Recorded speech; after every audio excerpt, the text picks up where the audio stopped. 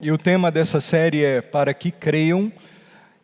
Isso porque nós cremos que, segundo o capítulo 20 desse evangelho, o quarto evangelho foi escrito com esse propósito de que as pessoas conhecessem o Senhor Jesus Cristo, o reconhecessem como o Messias, o Cristo e o Filho de Deus, e pudessem crer nele como Salvador de suas vidas. Então, por isso, esse nome. E nós, na última mensagem que nós pregamos, nós paramos no capítulo 7, e hoje nós vamos entrar no capítulo 8 do Evangelho de João, com esse tema, o legalismo religioso e a graça de Jesus. O legalismo religioso e a graça de Jesus. Para tanto, convido você a ler a palavra, ou aqui no telão, ou na sua própria Bíblia, João capítulo 8, a partir do versículo 1, texto bem conhecido, provavelmente de vocês. Jesus voltou ao Monte das Oliveiras, mas na manhã seguinte, bem cedo, estava outra vez no templo. Logo se reuniu uma multidão e ele se sentou e a ensinou. Então os mestres da lei e os fariseus lhe trouxeram uma mulher pega em adultério e a colocaram diante da multidão. Mestre, essa mulher foi pega no ato de adultério, disseram eles a Jesus. A lei de Moisés ordena que ela seja apedrejada. O que o Senhor diz? Procuravam apanhá-lo numa armadilha, ao fazê-lo dizer algo que pudessem usar contra ele. Jesus, porém, apenas se inclinou e começou a escrever com o dedo na terra. Eles continuaram a exigir uma resposta, de modo que ele se levantou e disse: aquele de vocês que nunca pecou, atire a primeira pedra. Então inclinou-se novamente e voltou a escrever na terra. Quando ouviram isso, foram saindo, um de cada vez, começando pelos mais velhos, até que só restaram Jesus e a mulher no meio da multidão. Então Jesus se levantou de novo e disse à mulher: onde estão seus acusadores? Nenhum deles a condenou? Não, Senhor, respondeu ela. E Jesus disse: eu também não a condeno. Vá e não peque mais.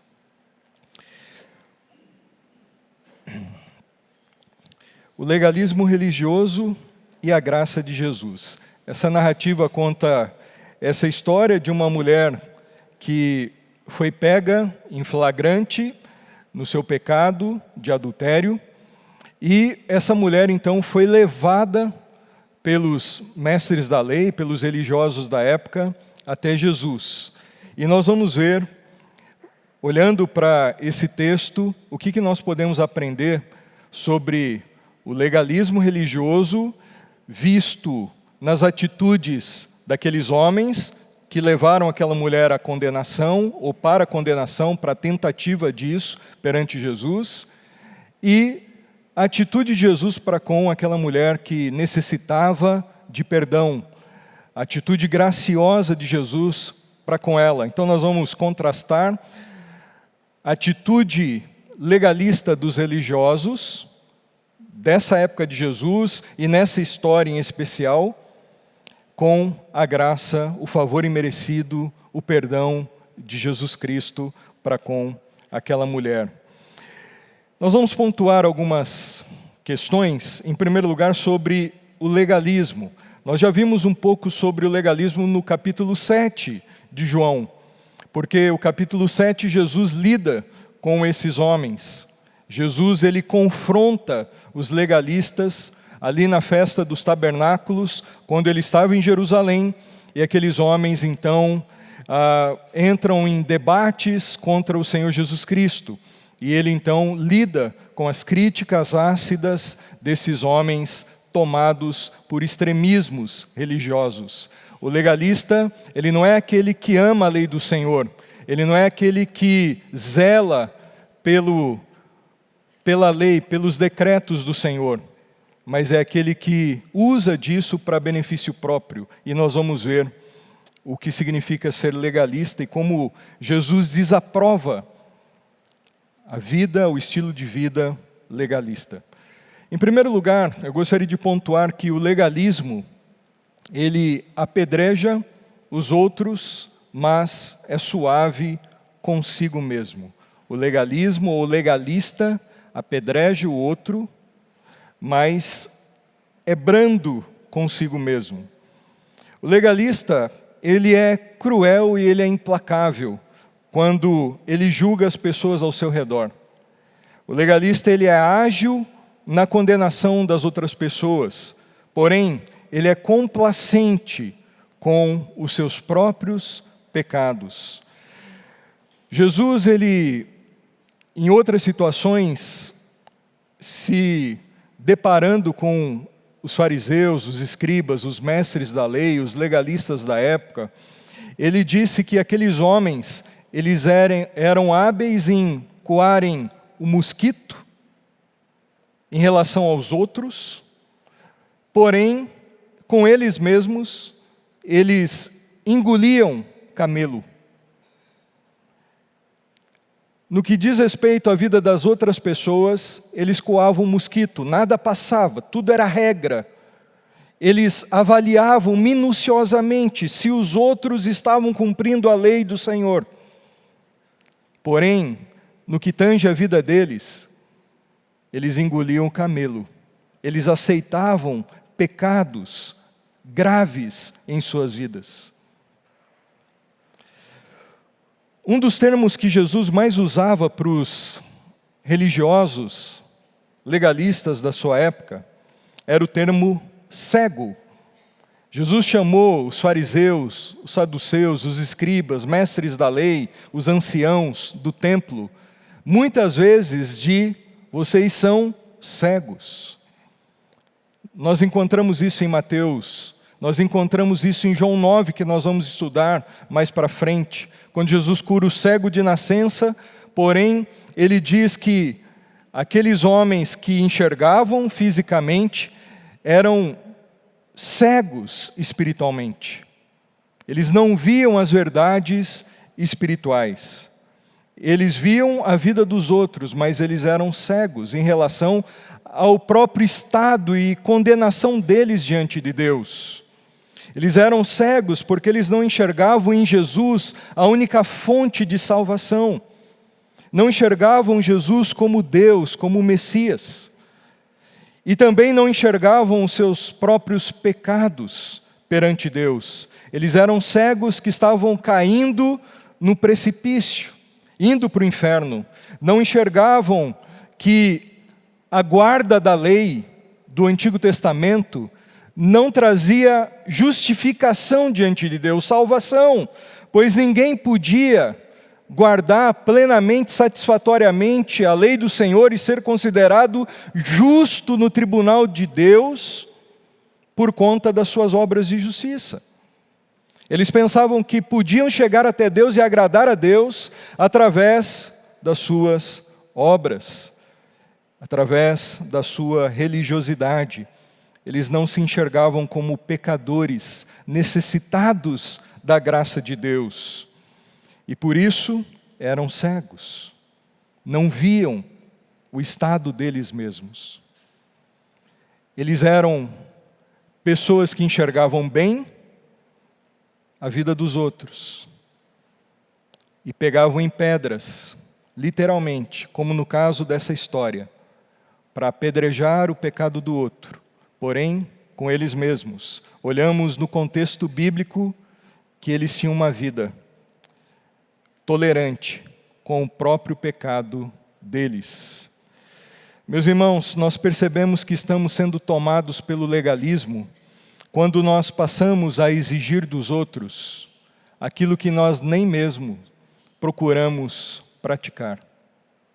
Nós oprimimos os outros, nós julgamos os outros, nós somos rigorosos com os outros, porém, nós mesmos, muitas vezes não praticamos aquilo que exigimos de outras pessoas. Somos intolerantes com o próximo, porém, nós somos complacentes conosco mesmo.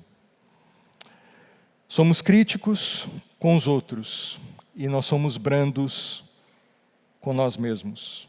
Pegamos em pedras para punir os pecadores à nossa volta, mas não reconhecemos que nós mesmos somos pecadores e que nós necessitamos do perdão e da graça de Deus. O legalismo, ele tem uma outra faceta. O legalismo, ele é fruto, ele é causado, ele nasce no coração do homem, no coração orgulhoso. O legalismo é fruto do orgulho do homem. O legalista normalmente, como aqueles homens nessa história, o legalista ele se considera superior espiritualmente, religiosamente, moralmente, em comparação às outras pessoas. Muitas vezes agem como se fossem perfeitos eticamente e assumem uma posição, muitas vezes, que não pertence a eles. Eles usurpam uma prerrogativa que é apenas de Deus, de ser juiz de outros, dos pecadores. O legalismo, ele vem desse coração do homem que se orgulha. Ele se acha tão superior, ele é tão vaidoso, ele é tão soberbo, que ele se coloca acima dos outros. Eu sou melhor do que você, porque existe uma lista de regras, e eu cumpro essa lista, e você não. Você está abaixo de mim, você é pior do que eu sou melhor do que esses pecadores à minha volta. Apenas Jesus, por ser perfeito, tinha ali o direito de ser juiz sobre aquela mulher e executar a pena capital sobre ela e apedrejá-la.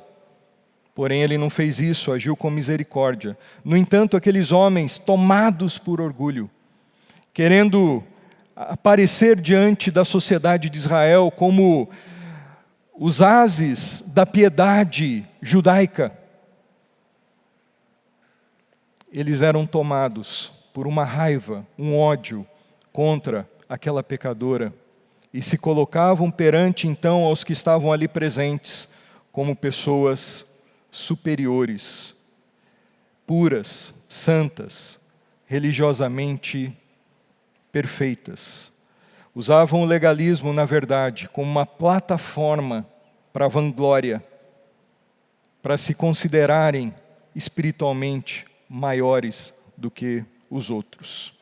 Charles Swindoll, comentando esse texto, ele diz o seguinte, que o legalismo ele é errado porque produz nas pessoas o que o Senhor menos gosta, o que o Senhor menos quer, que é o orgulho, a hipocrisia e o sentimento de superioridade. Legalismo é pecado porque ele vem do orgulho. Eu me acho, eu me inflo. E é o pecado que Deus mais odeia, o orgulho, a soberba. Gera sentimentos de superioridade, hipocrisia, máscara, porque eu vou querer agradar as pessoas sempre, mostrando que eu sou melhor do que os outros. O legalismo não está interessado em Deus e nas pessoas. Os legalistas não estavam aqui no texto de João 8 interessados na santidade de Deus e em defender a retidão de Deus. Muito menos estavam preocupados com a obediência à lei do Senhor. Eles não estavam também interessados em relação à vida daquela mulher, muito menos em relação a Jesus, que estava ali presente, que eles chamaram o Senhor de mestre, de rabi, porém, eles usaram esse texto, ou esse termo, aliás, apenas para bajular Jesus. A intenção deles era condenar Jesus, colocar Jesus numa cilada, numa arapuca, e levar Jesus à morte. O legalista ele não está preocupado com os outros, como nós vemos aqui nesse texto. Em relação à mulher, aqueles homens não se importaram com ela. eles não se importaram com a família daquela mulher. Aquela mulher era apenas uma peça de um jogo sujo daqueles homens contra Jesus. Eles expuseram aquela mulher à execração pública. Aqueles homens, os acusadores daquela mulher, eles tinham aquela mulher como uma mulher sem nome, sem importância, sem personalidade, sem coração, sem sentimento, sem emoções, sem família.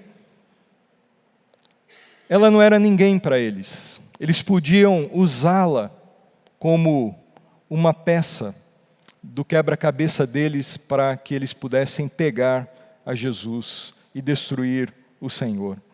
Eles não se importaram com a vida dela, expuseram ela à vergonha pública, queriam eliminá-la como objeto descartável. No coração deles não havia amor, eles evocavam a lei do Senhor apenas para humilhar e matar. O legalismo, ele não se interessa pelos outros. O legalista não se importa com os outros. O legalismo, ele humilha as pessoas. O legalismo põe fardos pesados sobre os outros. É lei para tudo, é invenção, é tradição, enfim, usos e costumes. Coisas que os homens vão inventando além da palavra de Deus. E isso tudo vai oprimindo as pessoas. Porque o legalista não está interessado no bem-estar das pessoas. Ele quer mesmo oprimir. Legalismo oprime, é pesado. Rouba a liberdade com que Cristo nos libertou. Nos faz viver uma vida pesada. E vai nos esvaindo das forças, do prazer de servirmos a Deus.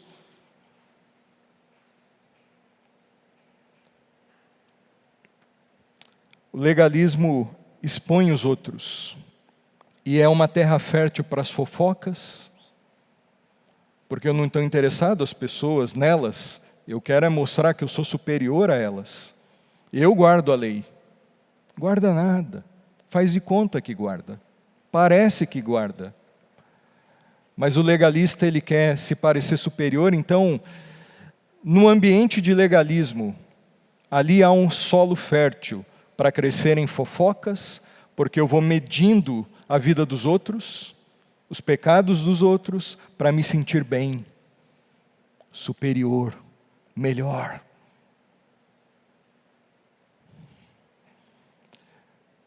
No ambiente de legalismo, as maledicências são constantes, os julgamentos, as condenações.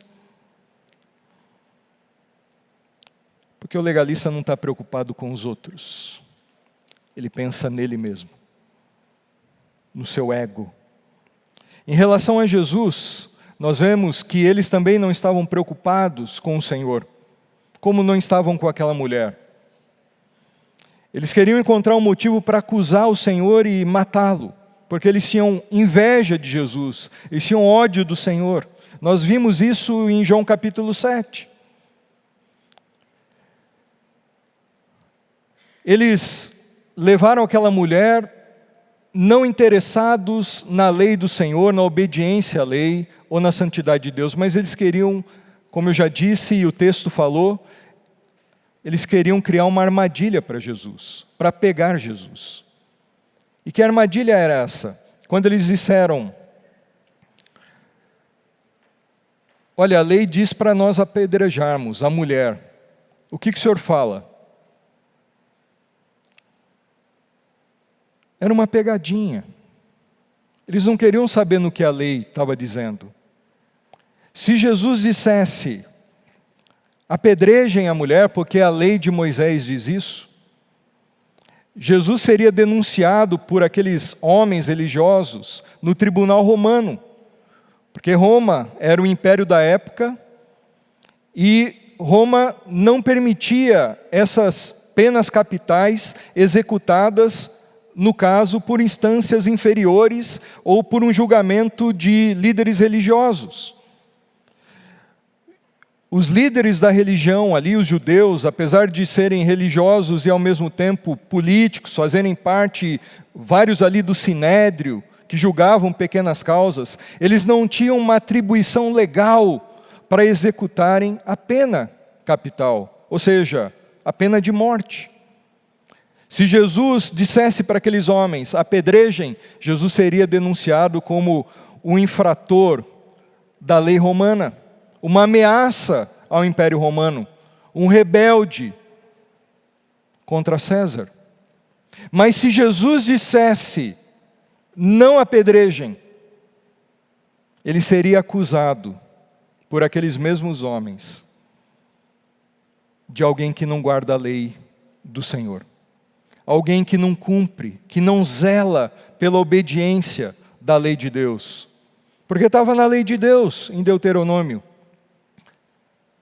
Aqueles que fossem flagrados nesse ato de adultério deveriam ser apedrejados, mortos. E se Jesus dissesse, não façam isso, ele seria acusado como alguém que não cumpria a lei de Deus. E cairia em descrédito em relação ao povo de Israel. O povo olharia para Jesus e diria, esse não pode ser o nosso Messias, o nosso Cristo. Ele não é o enviado de Deus porque ele não ama a lei do Senhor, ele não faz por onde para fazer com que ela seja cumprida e obedecida. Então Jesus, ele toma a atitude correta. Quando ele diz, nem uma coisa nem outra, ele diz, aquele que não tem pecado, então que atire a primeira pedra.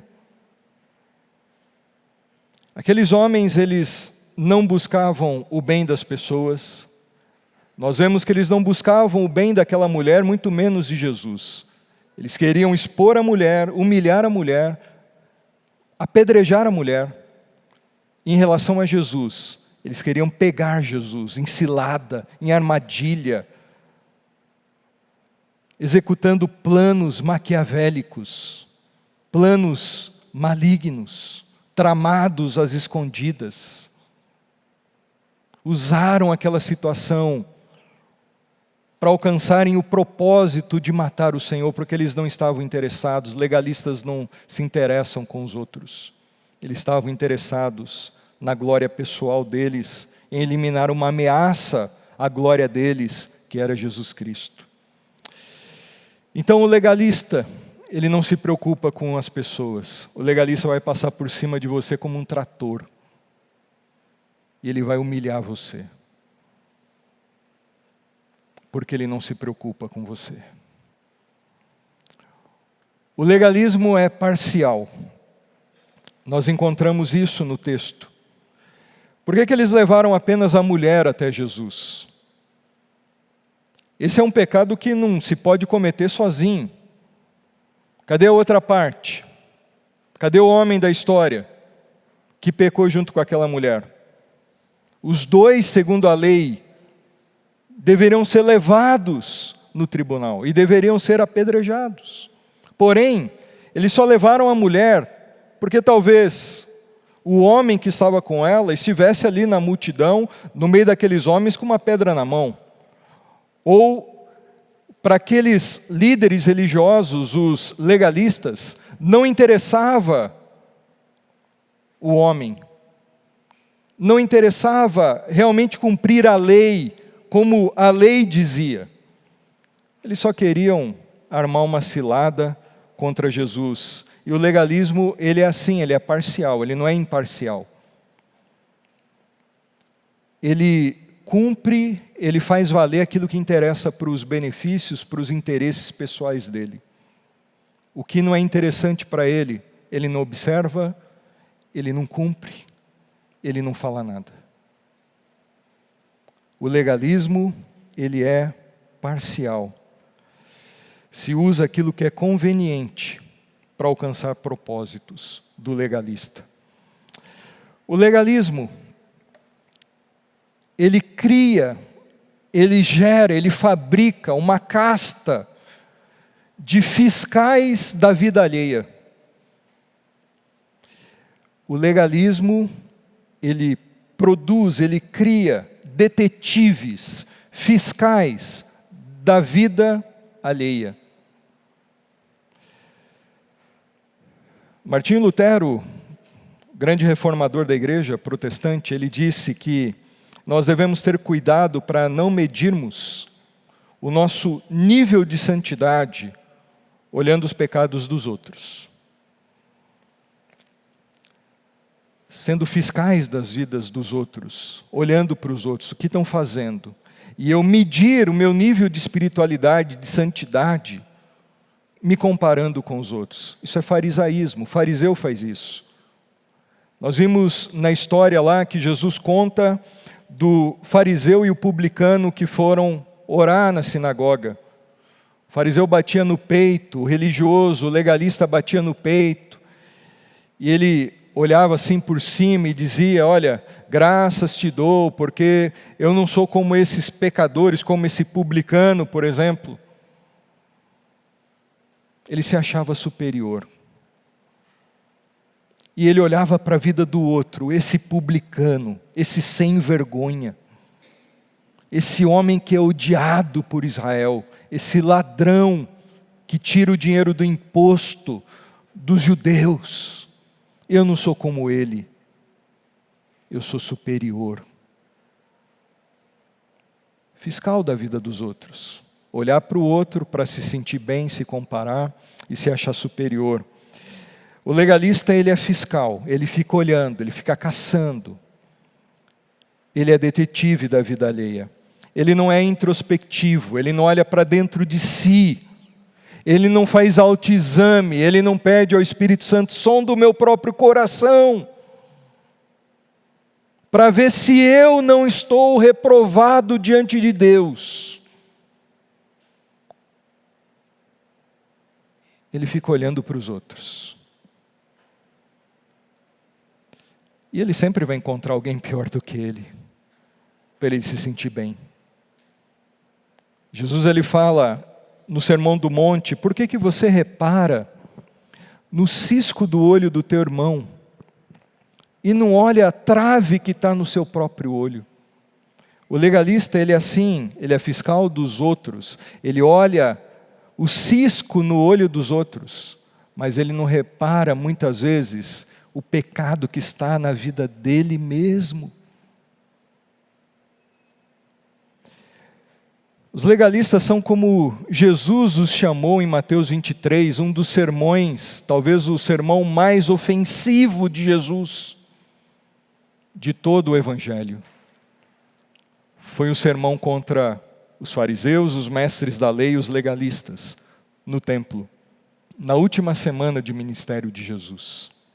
E Jesus chama aqueles homens legalistas que olhavam a vida alheia, detetive da vida dos outros, foram atrás da mulher, investigação, não sei o quê. Chama aqueles homens de sepulcros caiados, túmulos brancos. É interessante isso, porque Jesus estava no templo, em Jerusalém, quando ele disse essas palavras, e chamou os legalistas de sepulcros caiados. De frente para o templo de Jerusalém, existe o Monte das Oliveiras. Da esplanada do templo, dá para ver o Monte das Oliveiras. Bem em frente. Só tem uma divisão, que é o Vale de Cedron, e depois já tem o Monte das Oliveiras.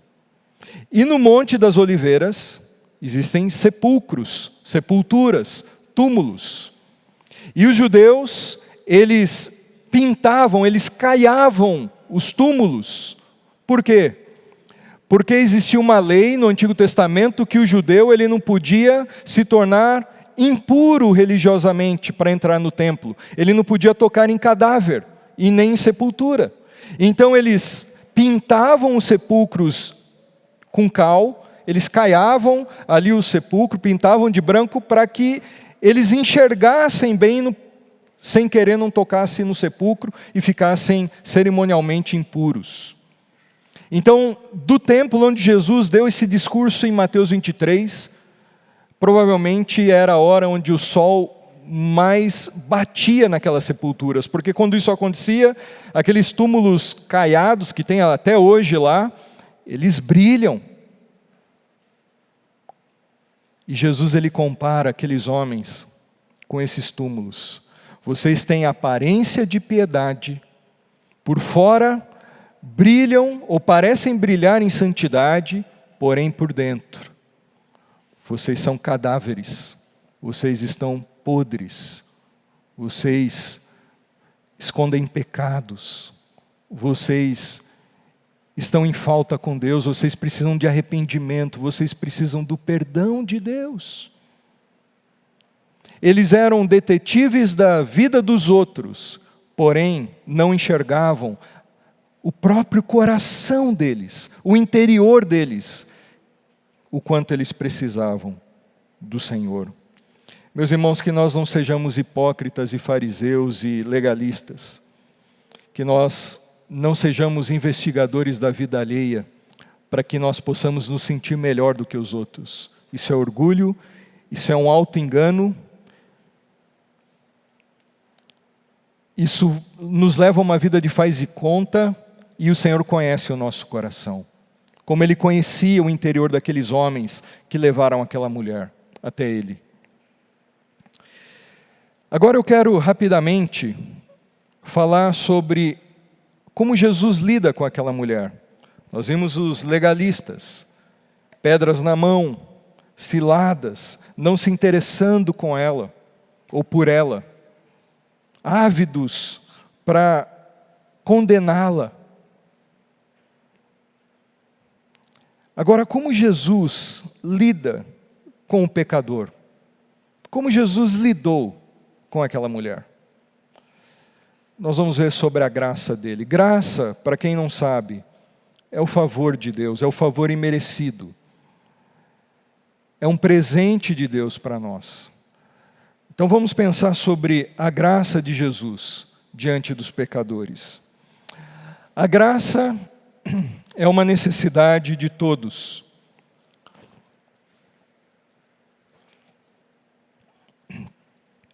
Todos precisam da graça de Deus, todos precisam do perdão de Deus em Cristo Jesus. Todos precisam ser justificados por meio da fé em Cristo Jesus. A Bíblia diz que todos pecaram e separados estão da glória de Deus. Romanos capítulo 3, o mesmo texto diz que não há um justo sequer. Considerando isso, que não há um justo sequer, que todos pecaram, então a graça de Deus é uma necessidade para todos. O perdão, a salvação é uma necessidade para todas as pessoas. No caso, olhando para João capítulo 8, não só aquela mulher precisava de perdão e da graça de Jesus, mas também os seus acusadores. Porque tanto ela como eles, diante de Deus, eram pecadores e precisavam da graça do Senhor Jesus Cristo. É interessante, meus irmãos, que quando aqueles homens foram levar aquela mulher para apedrejá-la, para condená-la, nós vemos que Jesus não expôs a mulher, mas expôs aqueles homens. Se você reparou no texto, você viu que Jesus, enquanto aqueles homens falavam, acusavam a mulher, Jesus fazia o quê? Ele abaixou e ele ficou escrevendo no chão, na terra. É isso que diz o texto de João capítulo 8. Existem algumas especulações acerca do que Jesus estava escrevendo ali. Há uma sugestão, por exemplo, de que Jesus estivesse escrevendo o nome de cada um daqueles homens no chão, ou o nome daqueles homens que estavam condenando aquela mulher, mas que talvez teriam também cometido os mesmos atos daquela mulher em outras situações. Mas há uma proposta bem razoável para nós. O texto não diz, nós devemos tomar cuidado para nós não irmos além daquilo que a Bíblia diz, mas há uma proposta do que Jesus estava escrevendo na areia, muito razoável para nós, que se for mesmo, é muito interessante, e é muito cabível aqui nesse contexto. Um dia, um dedo escreveu numa parede, no Antigo Testamento. O dedo de Deus, no Antigo Testamento, escreveu também. Aqui o dedo de Deus estava escrevendo no chão, o dedo de Jesus. Mas no Antigo Testamento, no livro de Daniel, o dedo de Deus escreveu. Numa festa, num banquete do rei Belsazar. E o dedo de Deus escreveu na parede as seguintes palavras: Mene, Mene, Tekel, Farsim, que significa: na balança você foi colocado, e você foi reprovado, você foi achado em falta diante de Deus. Eu comparei você, Belsazar, com o meu padrão de santidade, e comparado ao meu padrão de retidão, você foi achado em falta, você foi reprovado. Olhando para esse texto, aqueles homens fariseus, mestres da lei, legalistas, acusadores daquela mulher, quem sabe Jesus estivesse escrevendo de fato o nome deles, ou eles lembraram dessa ocasião no Antigo Testamento, porque eles também, diante de Deus, poderiam ser pesados numa balança de Deus, na justiça de Deus, e eles seriam achados em falta com Deus, também reprovados, não só a mulher, mas eles também. Por isso os dois precisavam da graça de Deus, todos necessitam. No livro de Daniel, nós temos 12 capítulos, mas nós temos na Bíblia católica algumas partes desse livro, partes essas consideradas apócrifas, ou seja, textos não inspirados. Porém, os apócrifos no Antigo Testamento são considerados livros históricos e livros religiosos dentro da mentalidade que foi formada na religião judaica.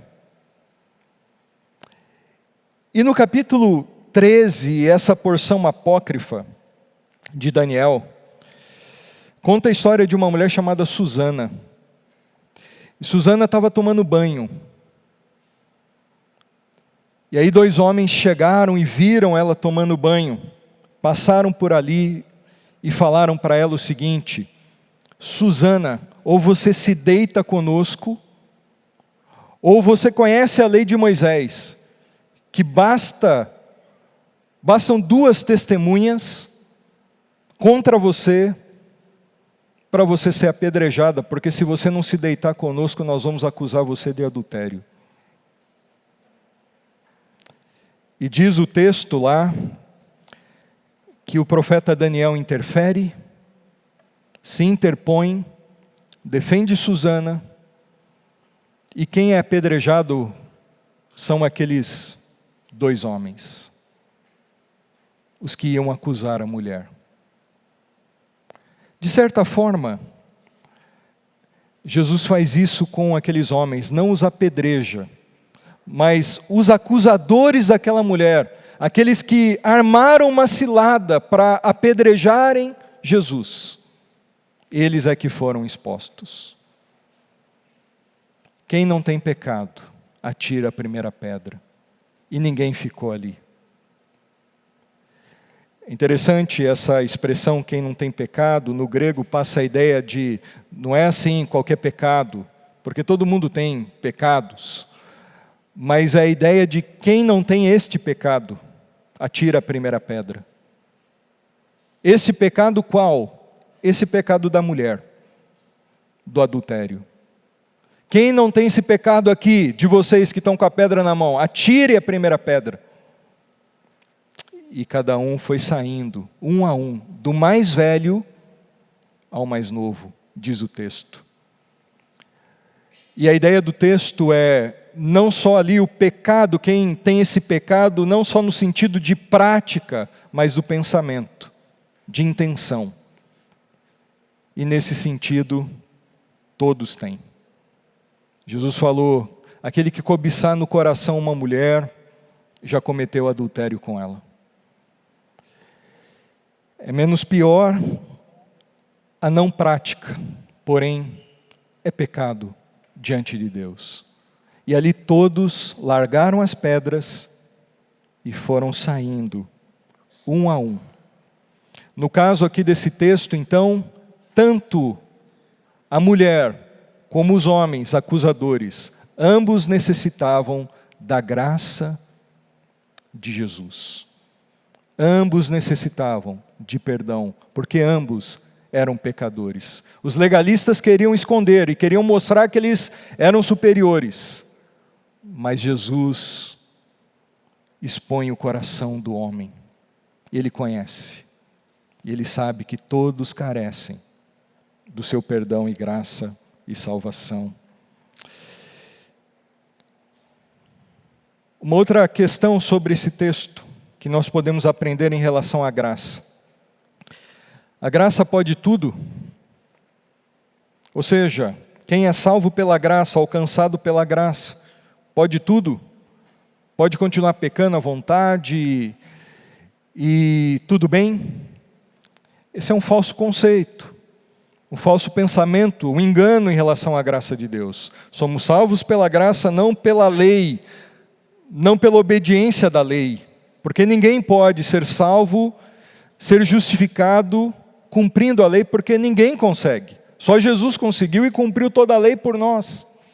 E foi o sacrifício perfeito que nós precisávamos no Calvário, para sermos salvos, justificados. Mas ninguém consegue guardar a lei para ser salvo. Então eu sou salvo pela graça, diz Paulo em Efésios capítulo 2, versículos de 8 em diante. Salvos vocês são pela graça, por meio da fé, isso não vem de vós, é dom de Deus, não pelas obras para que ninguém se glorie.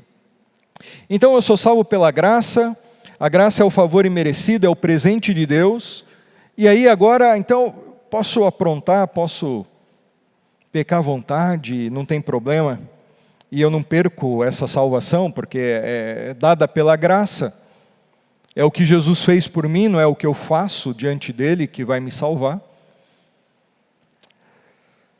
E nós encontramos nesse texto que a resposta é não. A graça, quem é salvo por ela, pode tudo? Não.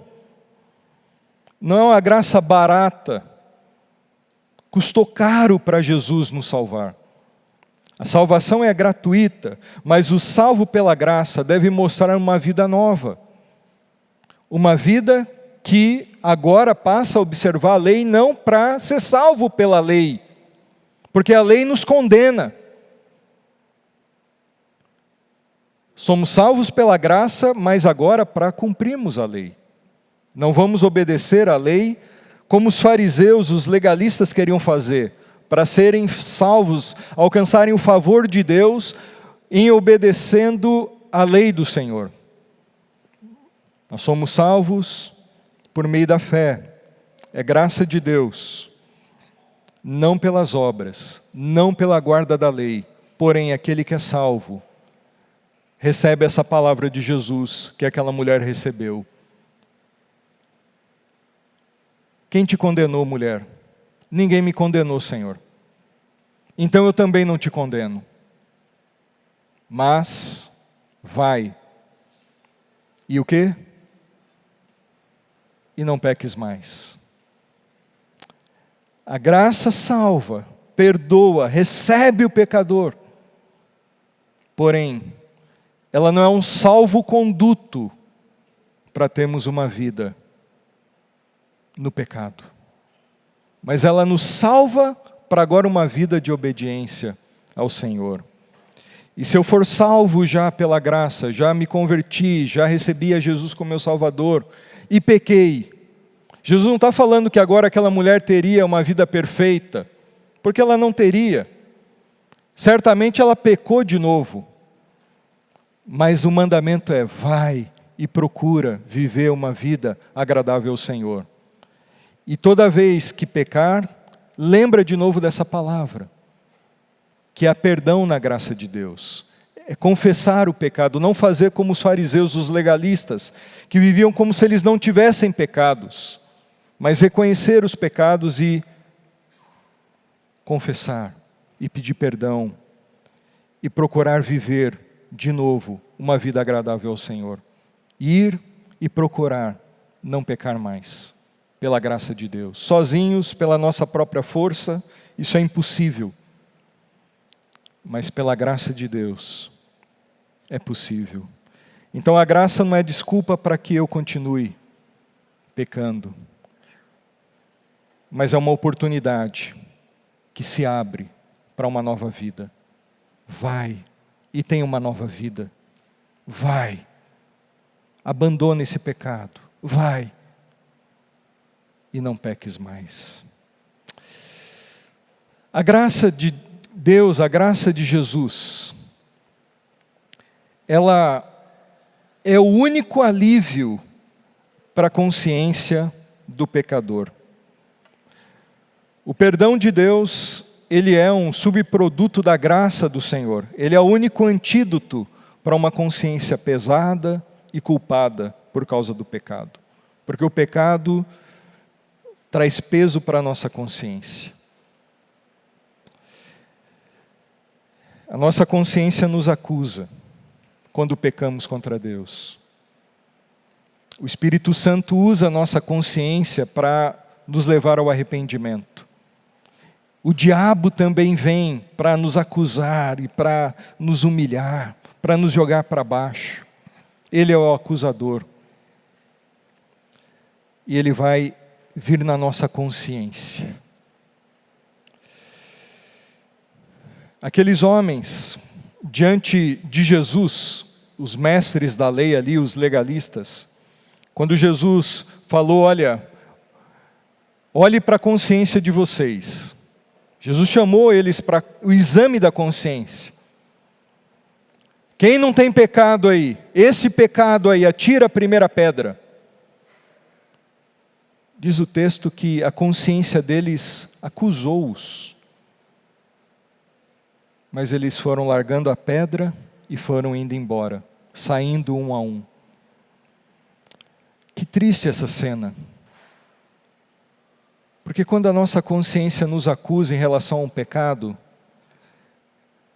não é essa atitude que se espera de nós, a fuga, o tentar calar nossa consciência com alguma coisa, o entorpecer a consciência, cauterizar a consciência, para não sermos mais atormentados por aquilo que fizemos diante de Deus. Mas a atitude é correr para Jesus, como aquela mulher que ali ficou diante do Senhor. Ela não foi embora, ela ficou diante do Senhor Jesus Cristo, porque Jesus é o único que traz perdão para o pecado.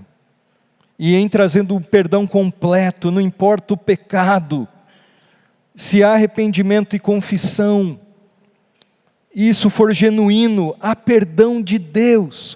Só um pecado que não pode ser perdoado, que é a blasfêmia contra o Espírito Santo, diz a Bíblia.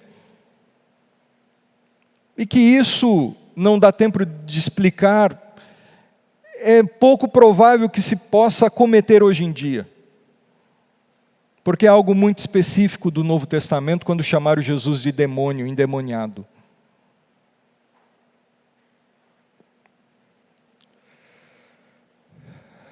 Diante da consciência acusada, aqueles homens foram embora. Sendo que a cura para a consciência deles, o alívio, o perdão estava na frente deles, que é Jesus Cristo. E você, como tem lidado com isso? Talvez você anda com a sua consciência pesada por causa do pecado. Corra para a cruz. É na cruz que nós temos libertação, livramento, cura, restauração, alívio, sensação, certeza de que diante de Deus nós somos perdoados. Porque quando nós nos arrependemos diante de uma consciência acusada, o Espírito Santo nos leva para a cruz e nos mostra Jesus ali, que disse: está pago, está consumado. Eu já paguei esse pecado, você está perdoado. Existem sim as consequências dos pecados, porém a salvação, a perdão, alívio para a consciência culpada do pecador. A graça, por último, a graça perdoa, ela não condena. A graça perdoa, salva, não condena. A lei de Deus, ela é, como Paulo disse, boa. Porque a lei do Senhor revela o próprio caráter de Deus, a santidade de Deus. Porém, essa lei do Senhor que é perfeita, que é boa, que revela o caráter santo, reto, perfeito de Deus, ela expõe o nosso pecado. Quando eu olho para a lei de Deus, eu vejo o quanto eu estou aquém daquilo que agrada a Deus. O quanto eu sou pecador. Então, ao mesmo tempo que a lei expõe e me condena no meu pecado, ao mesmo tempo a lei é uma bênção para nós, porque Paulo diz que a lei nos conduz a Cristo. Por que nos conduz a Cristo? Porque a lei me faz sentir condenado. Alguém falta com Deus. Mas a mesma palavra que mostra isso, revela isso, é a palavra que diz sobre a graça de Deus, que há uma solução para esses meus pecados. Então, a minha falência diante da lei me faz correr para a cruz, que é a única solução para eu ser salvo, porque eu não posso ser salvo guardando a lei de Deus. Então a lei se torna uma bênção para mim, porque ela me conduz, ela me faz correr para Cristo. Eu preciso do Senhor. Ah, se não for o Senhor na minha vida, se não for a tua obra redentora, eu estou perdido, condenado. E quando nós corremos então para a cruz e para Cristo, a graça nos perdoa. O legalismo leva para o inferno, mas a graça leva para o céu. O legalismo leva para o inferno porque o legalismo faz com que o legalista confie nas suas próprias obras de justiça, de que é guardando a lei que ele vai ser salvo, e isso esvazia o significado da cruz. Isso anula a obra redentora de Cristo, a graça de Deus. Porque somos salvos não pelas obras, mas pela graça. E o legalista, ele alega que ele é salvo cumprindo a lei, mas pesado ele foi e será na balança de Deus, e em falta ele será achado. E o desespero vai vir quando ele não poder correr mais para a cruz de Cristo, que hoje está disponível para todo pecador, como Jesus estava disponível para aquela mulher que foi levada diante dele. Reverendo Hernandes Dias Lopes, ele disse, comentando esse texto, finalizando aqui, que esse episódio nos leva a entender que o tribunal dos homens é mais rigoroso que o tribunal de Deus. No tribunal dos homens, a mulher saiu envergonhada, ou sairia condenada. Mas no tribunal de Cristo, ela foi exortada a deixar o seu pecado e a recomeçar a sua vida. O tribunal dos homens é mais rigoroso do que o tribunal de Deus, porque no tribunal dos homens, essa mulher seria apedrejada, mas no tribunal da graça, ela foi absolvida e perdoada. E colocada a uma nova vida a partir daquele momento que Cristo se encontrou com ela, que a graça a abraçou. E o perdão de Deus liberta o pecador do seu passado, do pecado, da condenação, das trevas, e concede uma nova oportunidade para uma nova vida. Que nós possamos, meus irmãos, não sermos legalistas, confiantes nas nossas obras, de que a nossa obediência é que vai nos salvar. Não. Confiemos na graça de Deus. E aí sim, sejamos obedientes. Não para sermos salvos, mas porque somos salvos por Cristo Jesus. Evitemos ter uma vida de hipocrisia, uma vida de detetives da vida dos outros, de condenação, de julgamentos. Uma vida que não olha para si mesmo. Uma vida que não faz autoexame, mas que sai condenando todo mundo. Uma vida que passa a impressão para os outros de uma superioridade espiritual, de uma pureza acima dos outros. Que nós possamos ser humildes, misericordiosos, pessoas que entenderam que são salvas por causa do perdão de Deus e agem com misericórdia também com os outros. Que nós possamos olhar para Jesus e nós possamos aprender as lições de Jesus nesse texto. E se existe algo que nós devemos confessar diante do Senhor, que nós possamos fazer essa noite, sabendo que o perdão de Deus nos está disponível para um novo começo, para uma nova vida com o Senhor.